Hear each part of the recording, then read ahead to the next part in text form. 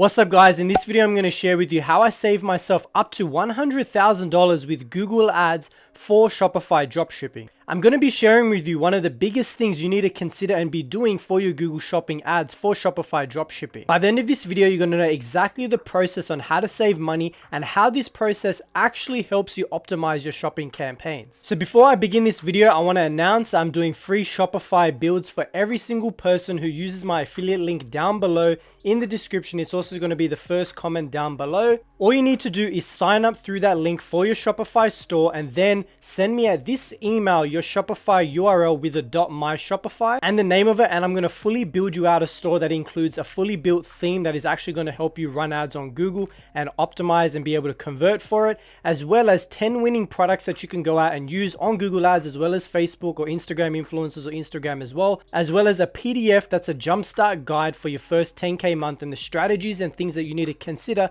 to be able to get to your first 10K month with Google Ads. So all you have to do is sign up for that affiliate link down below and then send me an email here again, as well as with your name and URL of your My Shopify. So it goes your store name.myshopify.com. Send me that in the email and then we'll build out your store for you. I'm also super excited to announce that the one-to-one console is now open. Spots have just opened up. So if you're interested in that, then click the link down below in that description and also wait for the announcement at the end of this video. All right, so now let me jump into my computer and show you how you're going to be able to save yourself 6 figures with Google Ads and Shopify dropshipping. All right guys, we're in the back end now. So this is how I save $100,000 from Google Ads. So it's not actually a dollar amount. What I mean is that you're going to save at least $100,000 in the long term, if not more, when you scale with using this process. So the process is negative keywords. If you haven't already heard about it, it's very, very common. It's all over YouTube. People do talk about negative keywords, but I wanted to speak about this because it's one of the things that are going to be able to set you apart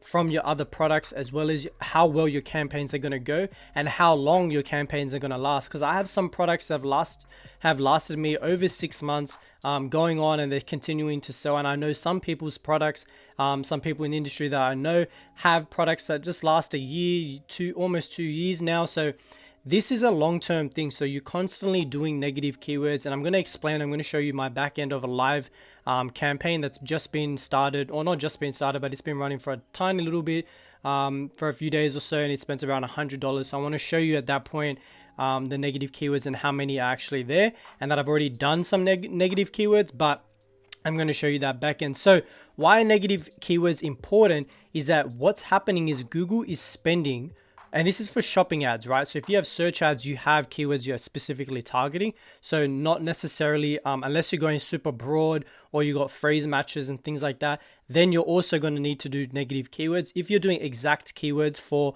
search ads, then you're not going to worry too much about negative keywords, because you're only showing up for those keywords that you put in as exact match. So negative keywords is something that you need to consider doing every few days, even if you have a higher budget. So what's happening is Google is spending on different keywords for your product. So for Google Shopping specifically, I'm speaking about here, is that when you put your listing up and your title and your description, you pick specific keywords to begin with. Well, you should have anyway, right?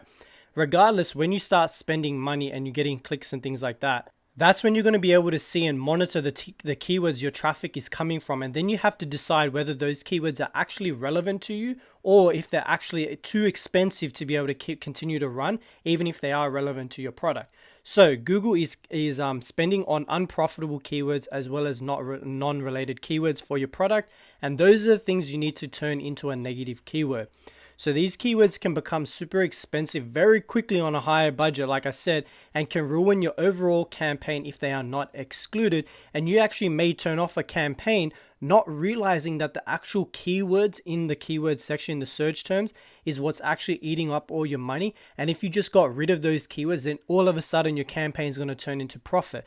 Now, this is not always the case. Even after negative keywords, I've seen that some campaigns just flop and they just don't work. So you have to go back to the drawing board for that product, but usually that's a really good way to see if the campaign is going to work after you do some negative keywords and your data is being collected. So what this actually is doing is optimizing your campaign. So negative keywords is just one way that you optimize your campaigns, and that you can ensure that they're actually spending on the right keywords, as well as Google understanding your product better, and then by what you're excluding. So whatever keywords you're excluding, Google kind of understands better what your product is, who it's for, and who's going to be the buyer for it, because it has so much data on people that are browsing and searching and buying on Google that he knows the exact people to give your product to.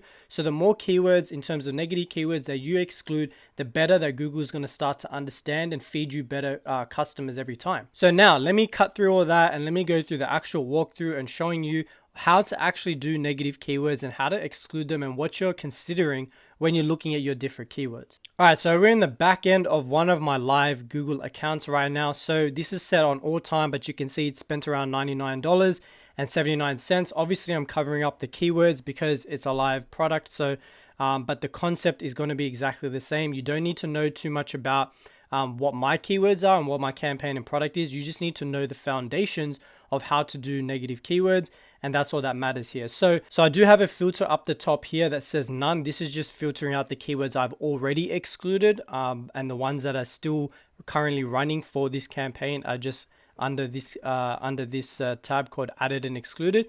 It's just saying none under there. I know you can't see it, but it just says none, so don't worry about that. What you want to worry about is actually using these columns. So if you don't have these columns set up, then just click this button here that says columns and then just modify your columns there. Make sure you have these all in order so you understand what's going on there. And then what you're going to do is you're going to sort it by cost straight away to know which keywords are actually costing you the most. So if you look in this line here, this keyword has spent around $9.60 in its lifespan. It hasn't been very long. That's why this keyword hasn't had much. And we can see that the total for all the keywords here, and I'm going to scroll down to show you how many actually get collected over time, as well as letting this run to find more keywords to start to exclude. And even keywords that have spent even 50 cents, I want to go and look at to make sure that they are actually relevant to my product, because that's the thing. Even though they've only spent 50 cents, I still exclude keywords that don't make any sense for my product. So with conversions, now I can actually see here, obviously you can't see, but I can see here that this keyword over here is actually gotten me one sale, and as well as this keyword here that has one sale, and they have very low impressions and basically one click, right? One click and one sale, one click and one sale. So you can see here that it's 100% conversion rate. So what you want to do from here is you can do two things. You're both checking for keywords you can use and optimize for your listing with. So things that are getting you sales, for example, these two, as well as keywords that are costing you too much. And then the third thing is also keywords that don't make any sense for your product. So let me see if I can find anything that doesn't make any sense for my product. So as I start scrolling, there's a bunch of keywords. So I'm just scrolling. You can see there's so many keywords that have spent 57 cents, 50 cents, 55, 54. They've all just got one click, one click, one click. So this is where it can get super expensive. If you've got the rule of, for every keyword, I need to spend my break-even margin, then it's going to be a very expensive product to test, because there's 130 keywords here, right?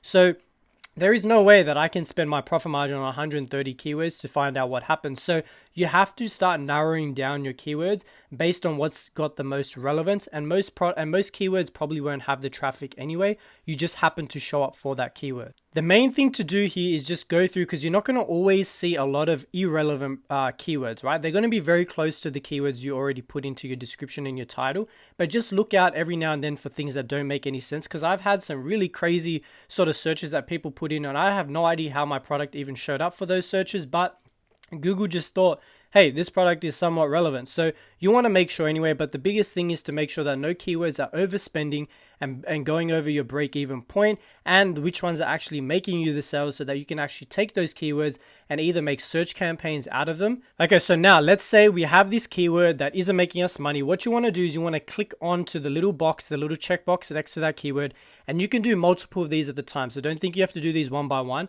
You can do multiple and highlight as many as you like, right? And then you're going to click the button that says add as negative keyword. Once you click that, so another thing to keep in mind is that Google doesn't allow you to exclude keywords that have more than 10 words in that search query. So somebody has searched, for example, for how do I set up my baby carrier that I got from Florida? I'm assuming that's more than 10 words, right? But that keyword you won't be able to exclude, because Google doesn't allow you to exclude more than 10 keywords. So have to make sure that don't check the keywords that have more than 10. 10 and below can be excluded. Once you have all your keywords selected and everything there, all you do is simply click save and that's it. It's done. Make sure it's in the ad group, not on the campaign level. Make sure it says ad group checked, and then click save, and that's it. You're done for the day, and then you come back in a few days and check again. Depending on your budget, if you're only spending $10 a day, it's going to take a while before you get more keywords in. So check maybe back once a week or so. But if you've got, like me, around $50 a day being spent, then you come back every few days to double check what's going on in that case. So that's exactly how you do negative keywords and what you need to consider for each keyword. So I could have gone through CTR and things like that, but I want to keep this super simple for you to just to understand quickly how you do negative keywords. If you want more information on this, just ask and leave a comment down below. If you have anything specific that you're having trouble with negative keywords, I'll be happy to answer them down below. All right, so now with all of this information, you know that it's the negative keywords you need to be focusing on. All of your campaigns that are going to, one, help you optimize your campaign properly and give Google the most information that he can to be able to get you that those sales in, as well as not spending as much money as you need to on the same ad and campaign. I'm also super excited to announce that the one-to-one consult is now open. Spots have just opened up, so if you're interested in that, then click the link down below in the description and book and schedule a call with me. Now, please don't book a call and get on the call with me if you're not serious about taking your store to the next level with Google Ads. This isn't a free conversation to have with me. It's about us sitting down to find out if you're a good fit for us to work together and if I can actually help you out with the Ecom Surge program. So if you are interested in that, then again, the link is down below. Book and schedule a call, and I'll see you on the call. If you enjoyed this video and it gave you any value, then smash the like button because it really helps me out with the YouTube algorithm. And hit that subscribe button to know when I drop more videos on Shopify dropshipping and Google Ads, and hit that notification bell to know when I upload those videos. Hope you guys have an amazing day, and I'll see you guys in the next video.